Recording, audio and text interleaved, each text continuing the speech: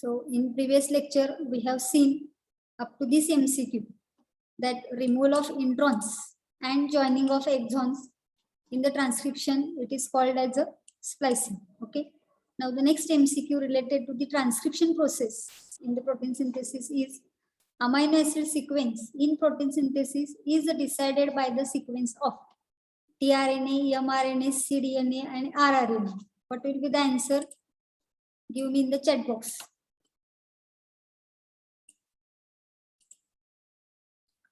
Amino acid sequence in protein synthesis is decided by the sequence of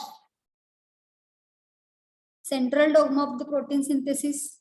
We have seen what is that central dogma here. DNA to mRNA, that is known as the transcription, and mRNA to protein. mRNA means a messenger RNA. That messenger RNA is giving information which type of protein to be synthesized, and that information is taken in the mRNA from the DNA. So here the amino acid sequence in protein synthesis is decided by the sequence of mRNA. Okay, so B option here, mRNA will be the correct answer. Now the next question here, which one of the following makes use of RNA template, use of RNA as a template to synthesize the DNA? बघा प्रश्न काय आहे, which one of the following makes use of RNA as a template to synthesize the DNA? Reverse transcriptase, DNA dependent RNA polymerase, DNA polymerase आणि RNA polymerase. What will be the answer?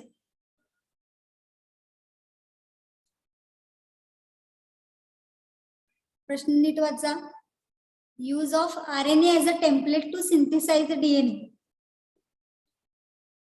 Again, central dogma you have to remember here that DNA to RNA, it is known as the transcription process, and when RNA is responsible for formation of DNA, it is known as the process reverse transcription. So here the process here, it is the enzyme which is responsible for conversion of RNA as a template to synthesize the DNA is the reverse transcriptase. A option will be the correct answer here. Okay.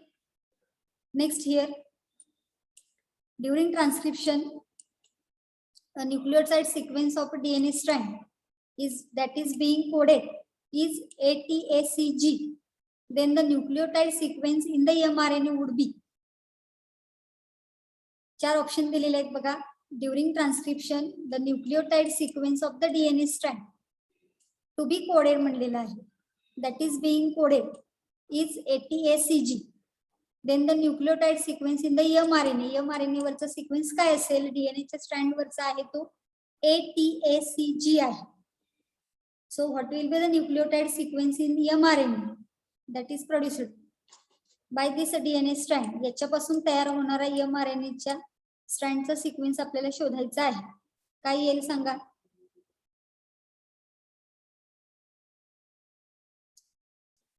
ॲडेनाइनचं pairing कुणाशी होईल RNA formation होताना?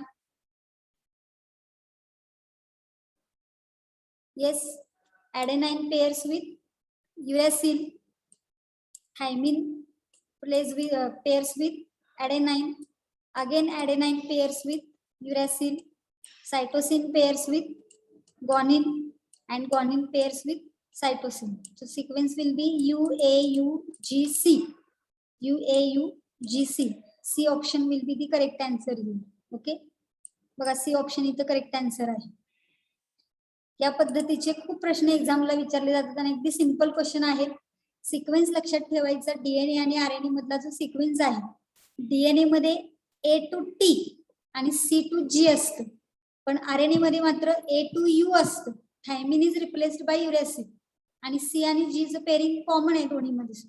Okay, accordingly you have to identify the answer here. Now the next question, during transcription the DNA site at which RNA polymerase bind is called.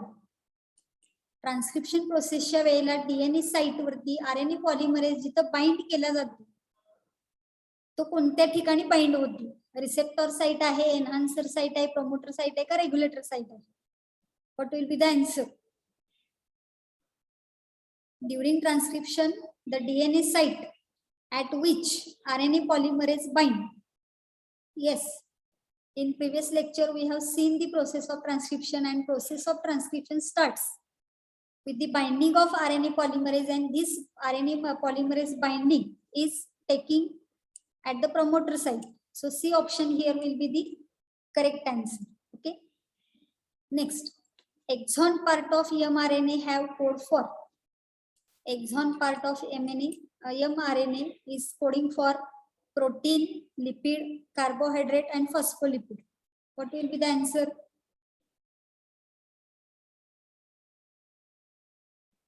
Introns and exons are there in eukaryotic mRNA. While processing of that mRNA, introns are removed and only exons are remained. And these exons are responsible for formation of, or they are coding for. Yes, mRNA is responsible for production of protein, and these mRNA is consisting of exon part. So answer will be here A option, protein. Exon part काय code करणार आहे? Protein code करणार आहे. Okay. Next question. Which of the following reunites the exon segments after RNA splicing? A very simple question is there. खालच्यापैकी कोण reunion of the exon segment after RNA splicing साठी responsible आहे? RNA polymerase, RNA primase, RNA ligase, and RNA protease. So what will be the answer here? Yes, during after RNA splicing, the exon segments are reunited with the help of enzyme ligase. So C option here will be the correct answer. Ligase म्हणजे जोडण्याचं काम करणार आहे. त्यामुळे reunion साठी हा RNA ligase हा enzyme तिथे काम करत असताना आपल्याला बघायला मिळतो. Okay. Next question here. If the sequence of bases in DNA is ATT, CGA, TG, then the sequence of the bases in its transcript will be. Same मगासारखाच प्रश्न आहे की DNA चा जर हा सिक्वेन्स असेल तर याच्यापासून तयार होणारा जो ट्रान्सक्रिप्ट आहे त्याच्यावरती बेस सिक्वेन्स काय असेल? So what will be the option here? बघा अगेन इथं ए च्या तिथं काय येणार आहे? यू येणार आहे. टी असेल तिथं काय येणार आहे? ए येणार आहे. अगेन टी आहे तिथं काय येईल? ए येईल. सी आहे तिथं काय येणार आहे? जी येणार आहे. परत सी येईल. ए च्या तिथं परत यू येईल. इथं परत ए येईल आणि इथं सी येईल. म्हणजे U A A G C U A C U A A. Yes, B option will be the correct answer here. Okay. Next, DNA template sequence is here CTG, ATA, GC is transcribed over mRNA is. टेम्पलेटचा sequence हा आहे, त्याच्यावरून mRNA चा sequence ओळखायचा आहे. काय येईल सांगा?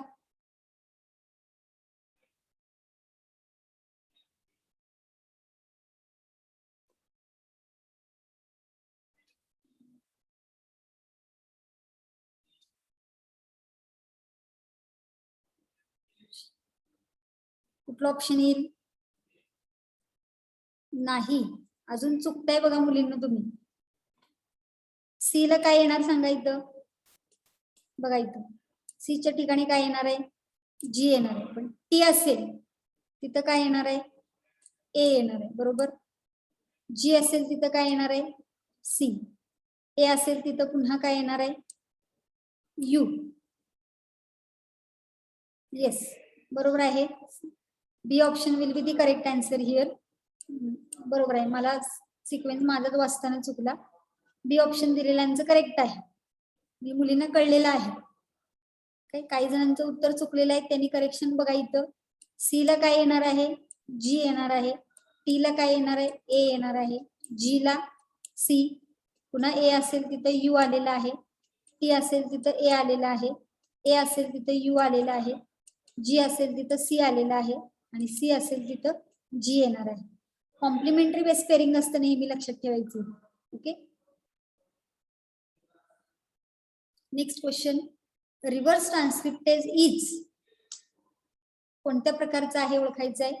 RNA dependent RNA polymerase, DNA dependent RNA polymerase, DNA dependent DNA polymerase आणि RNA dependent DNA polymerase. So what will be the option here? Reverse transcriptase आहे लक्षात ठेवा. रिव्हर्स ट्रान्सक्रिप्टेज मध्ये कशापासून काय तयार होतं त्याच्यानुसार एन्झाईमचं नाव असणार आहे. येस, आता तुम्हाला बरोबर कळलेलं आहे. रिव्हर्स ट्रान्सक्रिप्टेज मध्ये काय होतं, RNA पासून काय तयार होतं, DNA तयार होतो. त्यामुळं RNA डिपेंडंट DNA पॉलिमरेज इथे एन्झाईम आपल्याला बघायला मिळेल. The option will be the correct answer. Okay, next question. The process of transfer of genetic information from DNA to RNA or formation of RNA from DNA is transversion, transcription, translation, translocation. काय उत्तर येईल सांगा. The process of transfer of genetic information from DNA to RNA or formation of RNA from DNA is. Simple process आहे. DNA पासून काय तयार होणार आहे सुरुवातीला म्हणलेले RNA म्हणलेलं आहे आणि RNA formation of RNA from DNA म्हणलेलं आहे. फक्त क्वेश्चनचा फॉर्मॅट बघा कसा आहे. तर process of transfer of genetic information from DNA to RNA और formation of RNA from DNA म्हणलेलं आहे. दोन्हीचा अर्थ एकच आहे. ट्रान्सक्रिप्शन उत्तर येईल इथं. Okay, B option will be the correct answer. So in this way, on the transcription process, so many questions are asked, were asked up to this NEET, in the NEET exam. So this is all about the transcription process. Now, next point we have to study here about the genetic code. That means the mRNA which is formed by the process of transcription.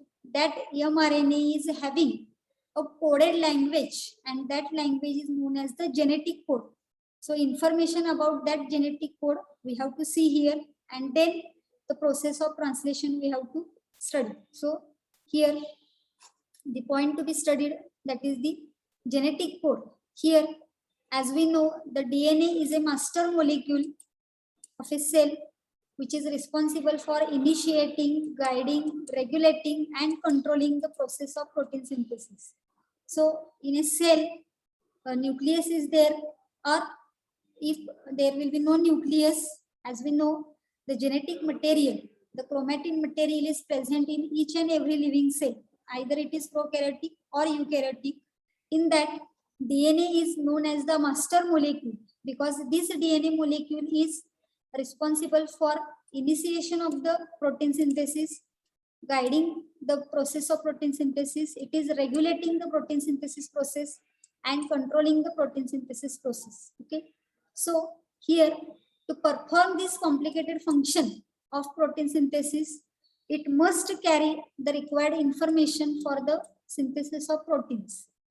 DNA ज्या अर्थी protein synthesis प्रोसेसिंगचं कंट्रोलेशन करतो, regulation करतो, guiding करतो, initiation करतो, याचा अर्थ DNA कडे काय असणार आहे, रिक्वायर्ड इन्फॉर्मेशन असणार आहे जी प्रोटीन सिंथेसिस साठी आवश्यक आहे. मग ती इन्फॉर्मेशन कोणती, तर इथं आपण बघू शकतो की this information is located in the DNA itself in the sequence of nucleotides, that is nitrogen bases, as evidenced by Yanofsky and Sarabhai in 1964. या दोन सायंटिस्टनी 1964 साली ही माहिती कोणत्या स्वरूपामध्ये असते त्याचं इथं आपल्याला सांगितलेलं आहे, एव्हिडन्स दिलेला आहे की the information which is required for protein synthesis is present in the DNA itself and it is present in the form of sequence of the nucleotides. DNA वरती एक पर्टिक्युलर बेस सिक्वेन्स आहे, particular न्यूक्लियोटाइडचा sequence आहे, and that particular nucleotide base sequence is responsible for formation of protein synthesis. This evidence is given by Yanofsky and Sarabhai in 1964. Okay, and here we have to see the next point here. About 20 different types of amino acids are involved in the process of synthesis of protein. प्रोटीनच्या synthesis साठी जवळपास 20 प्रकारचे amino acids वापरले जातात. As you have already studied in the 11th standard, amino acids are joined together with the help of peptide bond, and there is a formation of protein molecule. So synthesis of protein requires amino acids, and there are about 20 amino acids for the formation of protein. And here, as we know, the DNA molecule is having 4 nitrogen bases: adenine, guanine, thymine, and cytosine. Okay, so here these 4 types of nitrogen bases are forming 20 different types of amino acids, and here, according to FHC Crick, this information is stored in the form of coded language, which is also known as a cryptogram. This is called as a genetic code, which contains code words. These are known as the codons, each one specifying specific amino acid.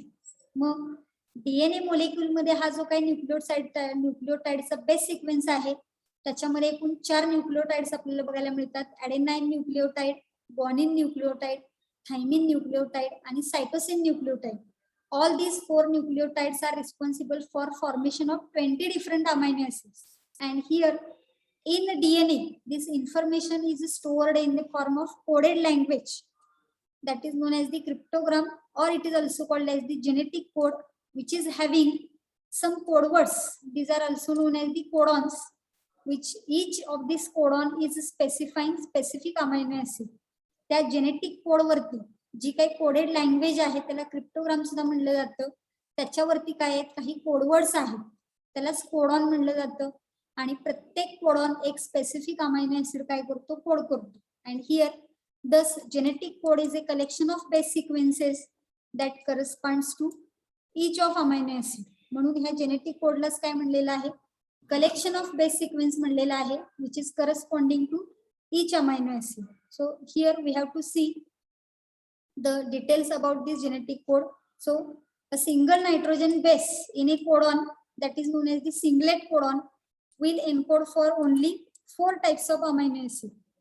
एक single nitrogen base असेल तर त्या कोडॉनला आपण singlet codon म्हणणार आहे. त्याच्यापासून 4 amino acids तयार होऊ शकतात. and if there is a combination of 2 nitrogen bases, it is known as the doublet codon, it will specify only 16 different types of amino acids. जर 2 नायट्रोजन बेसेस आपण combination केलं तर त्याला डबलेट कोडॉन म्हणलं जातं. It is responsible for formation of 16 different types of amino acids. So here let us see in the diagram. जर समजा singlet codon घेतला आपण, सिंगलेट कोड म्हणलेला आहे बघा, ॲडेनाइन न्यूक्लियोटाइडचा एक कोड आहे, सायटोसिन न्यूक्लियोटाइडचा एक कोड आहे, गुआनिनचा एक आहे आणि युरॅसिलचा एक आहे. इथं थायमिन येणार नाही, लक्षात ठेवायचं, कारण आरएनए मध्ये थायमिन इज रिप्लेस्ड बाय युरॅसिल आहे. त्यामुळे याच्यापासून एक अमायनो ऍसिड होईल, याच्यापासून एक होईल, याच्यापासून एक होईल, याच्यापासून एक होईल. म्हणजेच 4 into 1 is equal to 4 codons तिथे तयार होतील आणि 4 कोडॉन्स पासून 4 अमायनो ऍसिड्स काय केले जातील, कोड केले जातील. त्यानंतर जर 2 बेसचं आपण कॉम्बिनेशन केलं, 2 नायट्रोजन बेसेसचं, तर इथं चार्ट दाखवलेलं आहे बघा. इकडं ॲडेनाइन, सायटोसिन, गुआनिन आणि युरॅसिल आहे. इकडे पण ॲडेनाइन आहे, सायटोसिन आहे, गुआनिन आहे आणि युरॅसिल आहे. मग इथं AA डबल ए झाला, पुन्हा AC, पुन्हा AG आणि पुन्हा AU, असं Aच या 4 बेसशी पेरिंग केलेलं आहे, पुन्हा Cच ह्या 4 बेसशी, Gच या 4 बेसशी आणि Uच या पुन्हा 4 बेसशी पेरिंग केल्यानंतर 4 into 4 हे असे 4 तयार होतील, असे 4 तयार होतील, असे 4 चौक 16. 4 into 4 16 कोडॉन्स तयार होतील आणि 16 अमायनो एसिड्स तिथे आपल्याला तयार झालेली बघायला मिळतील जर पेरिंग ऑफ 2 नायट्रोजन बेसेस आपण घेतले तर. आणि अजून एक पॉइंट आपल्याला इथं बघायचं आहे, a combination of 3 nitrogen bases that is known as the triplet codon and they will specify 64 different types of codon. जर आपण 3 नायट्रोजन बेसेस कॉम्बिनेशन केलं तर त्या 3 नायट्रोजन बेसेसच्या कॉम्बिनेशनला ट्रिपलेट कोडॉन म्हणलं जातं. And these triplet codons are responsible for specifying 64 different types of codons. How they will form 64 types that we have to see here in the diagrammatic representation. इथं बघा diagram मध्ये दाखवलेलं आहे. 3 combination आपण 3 nitrogen बेसेसचं combination केलेलं आहे. पहिला nitrogen base बघा इथं युरॅसिल, त्यानंतर सायटोसिन आहे, ॲडेनाइन आहे, गुआनिन आहे. त्याच सिक्वेन्स मध्ये इकडे आडवं पण घेतलेलं आहे आपण, युरॅसिल आहे, सायटोसिन आहे, ॲडेनाइन आहे, गुआनिन आहे. आणि त्याच सिक्वेन्स मध्ये इकडे पण घेतलेलं आहे, युरॅसिल आहे, सायटोसिन आहे, ॲडेनाइन आहे, ग्वानिन आहे. मग इथं बघा हा एक पहिला यू, हा दुसरा यू आणि या इकडच्या कॉलम मधला तिसरा यू. तर पहिला काय तयार झाला, यू यू यू तयार झाला. आता सेकंड याच्यामध्ये जर आपण बघितलं तर इथं हा पहिला यू आहे, दुसरा यू आहे आणि तिसरा सी आहे. त्यामुळे दुसरा इथं यू यू सी बघायला मिळेल. तिसऱ्या याच्यामध्ये हा पहिला यू, दुसरा यू, तिसऱ्या याच्यातला ए आहे म्हणून यू यू ए बघायला मिळेल. चौथ्या याच्यामध्ये पहिल्यातला यू, दुसऱ्यातला यू आणि तिसऱ्यातला जी, यू यू जी. अशा पद्धतीनं प्रत्येक आपण फर्स्ट बेस कोडॉन आहे, सेकंड बेस कोडॉन आणि थर्ड बेस कोडॉन आहे याचं कॉम्बिनेशन केल्यानंतर तुम्हाला असे 64 कोड तयार झालेले बघायला मिळतील. बघा इथं आपण मोजूया. इथं पहिल्या कॉलम मध्ये 4 आहेत, परत 4, परत 4 आणि परत 4. म्हणजे एका कॉलम मध्ये किती झाले, 16 झाले. बघा ह्या पहिल्या कॉलम मध्ये किती झाले, 16. 1 2 3 4, 4 into 4 16 झाले. परत दुसऱ्या कॉलम मध्ये पण 16च आहेत, तिसऱ्या कॉलम मध्ये पण 16च आहेत आणि चौथ्या कॉलम मध्ये पण 16 आहेत. त्यामुळे 16 into 4 64 नायट्रोजन बेस सिक्वेन्स नुसार 64 कोडॉन्स तयार झालेले आहेत. पण यांच्यापासून तयार होणारे जर अमायनो ऍसिड आपण बघितलं तर त्या अमायनो ऍसिडची नावं पण इथे दिलेली आहेत. बघा ती सुद्धा आपण बघणार आहे. इथं यू यू यू आणि यू यू सी हे पहिले जे दोन आहेत यांच्यापासून कोड होणाऱ्या अमायनो ऍसिडचं नाव इथं दिलेलं आहे. बघा फिनाइल ॲलॅनिन. रफ करते म्हणजे तुमच्या लक्षात येईल.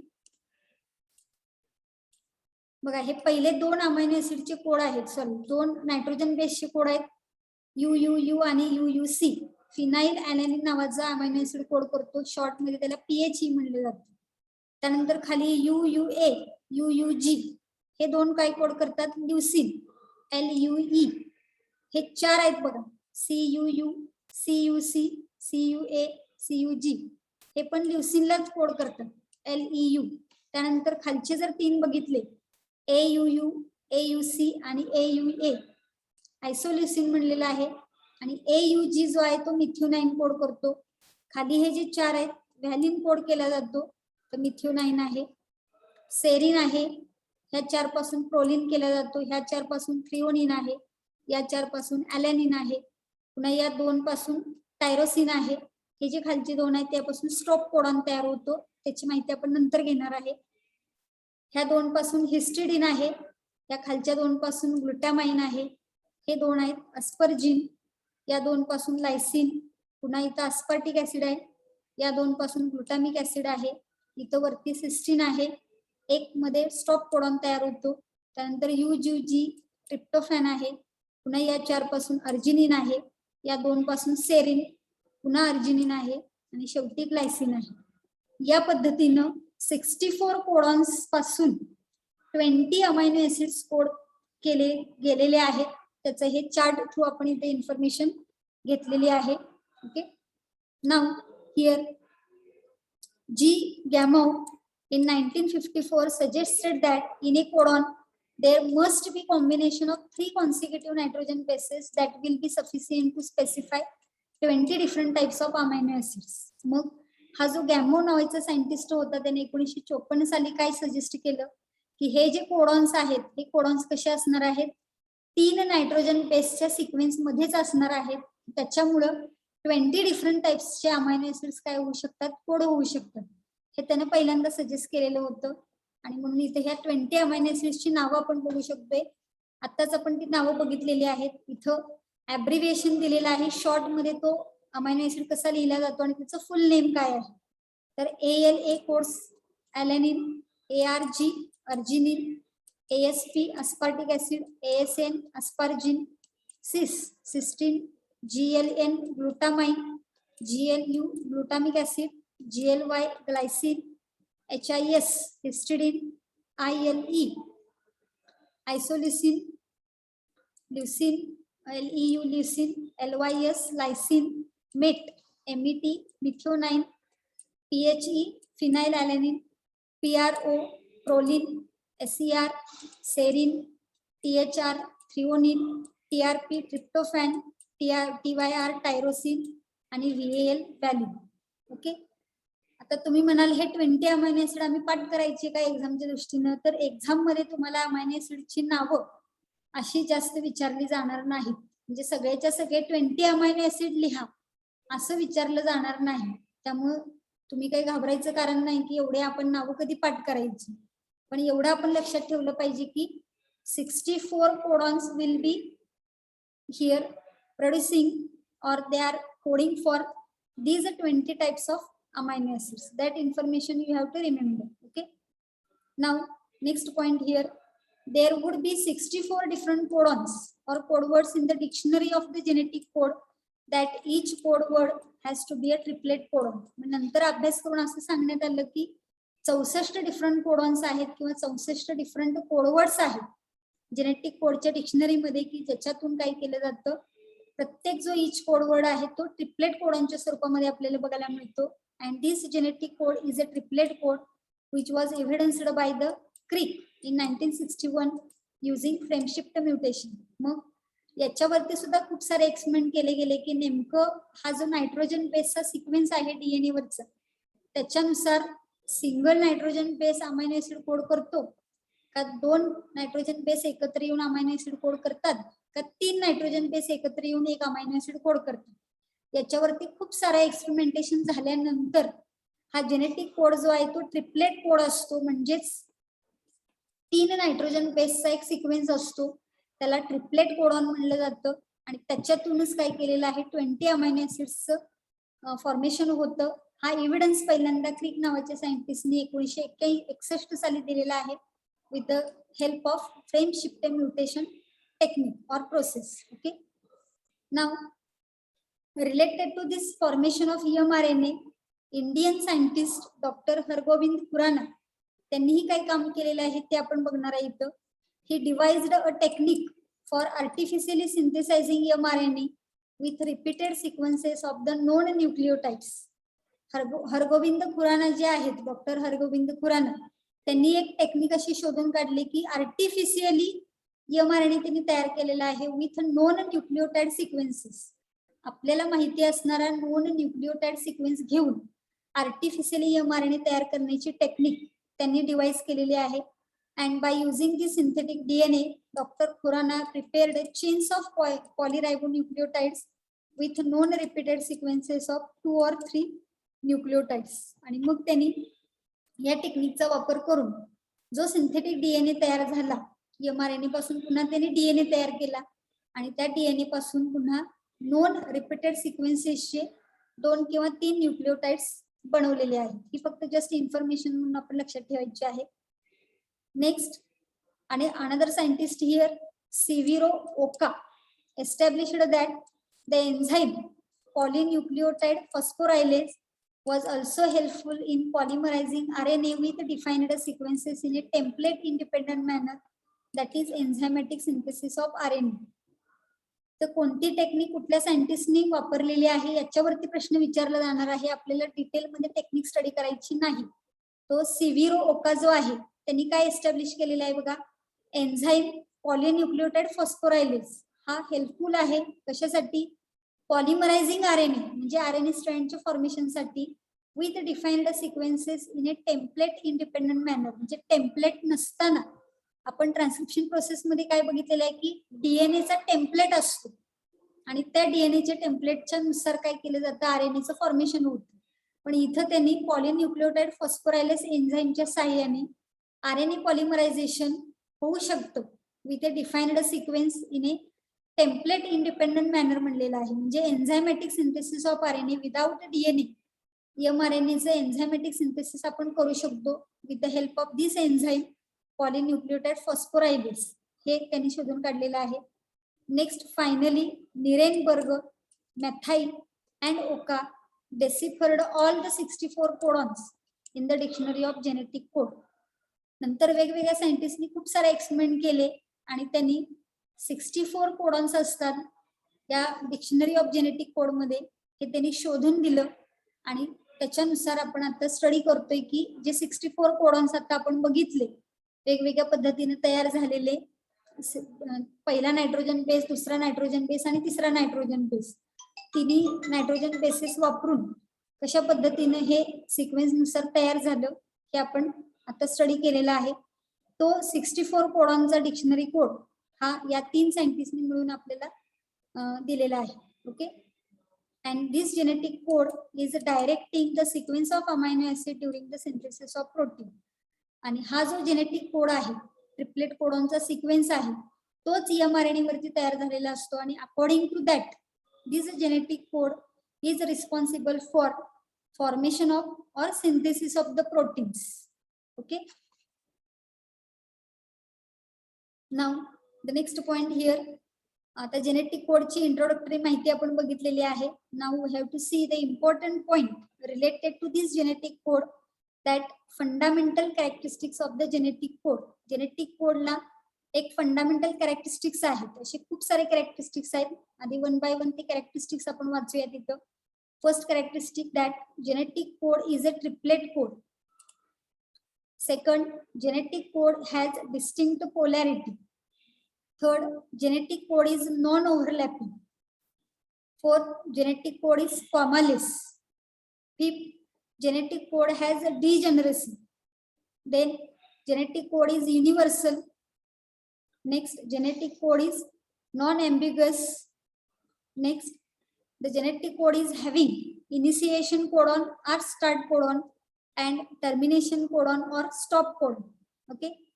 Next, the genetic code is having the bonding between codon and anticodon, and these are the 9 different fundamental characteristics of the genetic code. Once again we have to read these points. The first characteristic is the genetic code is a triplet code. म्हणजे प्रत्येक codon मध्ये 3 nitrogen बेसचा sequence असतो, म्हणून त्याला genetic कोडला triplet code म्हणलेला आहे. त्यानंतर जेनेटिक कोडला पोलॅरिटी आहे. जसं डीएनए ला आपण बघितलं की एक स्ट्रँड 3' to 5' असतो, दुसरा स्ट्रँड 5' to 3' असतो. त्याच पद्धतीने जेनेटिक कोडला सुद्धा पोलॅरिटी आहे. एका एंडला 3' एंड म्हणलं जातं, एका एंडला 5' एंड म्हणलं जातं. नेक्स्ट, जेनेटिक कोड मध्ये जे कोडॉन्स आहेत त्यांच्यामध्ये नॉन ओव्हरलॅपिंग कधीही असत नाही. ओव्हरलॅपिंग कधीही असत नाही म्हणजेच ते नॉन ओव्हरलॅपिंग असतात. Then genetic code is commaless. There is no gap present in the genetic code. Then genetic code has a degeneracy. That means specific code is synthesizing or coding for the specific amino acid. एका codon कडून एकच amino ऍसिडचं synthesis होईल किंवा coding होईल. एका codon कडून एकापेक्षा जास्त अमायनो ऍसिडचं कोडिंग होणार नाही, त्याला डिजनरसी म्हणलेलं आहे. Genetic code is universal. म्हणजे एक समजा जेनेटिक कोड आहे तर तो जेनेटिक कोड कोणत्याही लिव्हिंग ऑर्गॅनिझम मध्ये तोच अमायनो ऍसिड सिंथेसाइज करणार. प्लांट मध्ये असेल, ऍनिमल मध्ये असेल, ह्युमन बिईंग मध्ये असेल, बॅक्टेरिया मध्ये असेल, कुठल्याही लिव्हिंग ऑर्गॅनिझम मध्ये असेल, प्रत्येक जेनेटिक कोड मधला जो कोडॉन आहे तो त्या स्पेसिफिक अमायनो ऍसिडलाच काय करणार आहे, कोड करणार आहे. ही पण एक पॉइंट लक्षात ठेवायचा आहे. त्यानंतर जेनेटिक कोड इज नॉन अँबिग्युअस. म्हणजे एकापेक्षा जास्त अमायनो ऍसिड साठी एकापेक्षा जास्त कोडॉन्स रिस्पॉन्सिबल आहेत. जसं मगाशी आपण बघितलं की 3-4 प्रकारची कोड आहेत, पण एकच अमायनो ऍसिड त्याच्याकडून सिक्रेट केला जातो, त्याला नॉन अँबिग्युअस म्हणायचं.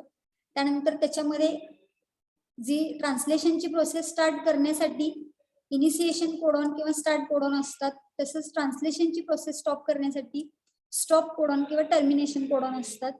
आणि लास्टली ज्या वेळेला ट्रान्सलेशन होणार आहे त्यावेळेला कोडॉन असणार आहेत mRNA वरती आणि अँटी कोडॉन असणार आहेत tRNA वरती. त्या दोघांचं बॉन्डिंग होतं. या पद्धतीने हे 9 कॅरेक्टरिस्टिक फीचर्स आहेत. सगळ्या कॅरेक्टरिस्टिकचे फीचर्सचे आपल्याला डिटेल इन्फॉर्मेशन बघायची आहे, पण ते आपण नेक्स्ट लेक्चरला बघूया, कारण 1 मिनिटाचा वेळ राहिलेला आहे. त्यामुळे आपण थांबूयात. The details about these fundamental characteristics we have to study in the next lecture. Okay, we will stop here.